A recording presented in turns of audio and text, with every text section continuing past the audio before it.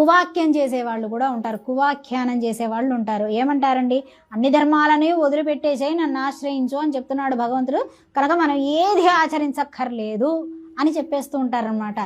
ఇక్కడ అహం బ్రహ్మాస్మి లాగా అర్థం చేసుకోవద్దు. అహం బ్రహ్మాస్మి అంటే ఏంటండి, నేను ఆయన అయి ఉన్నాడు అని చెప్పటం లేదు, నేను ఆయన యొక్క ఆత్మ వస్తువుని అని చెప్తున్నామన్నమాట.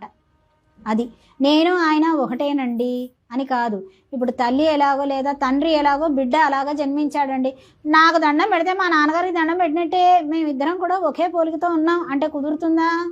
కుదరదు. తండ్రి తండ్రే, కొడుకు కొడుకే, భగవానుడు భగవానుడే, జీవుడు జీవుడే.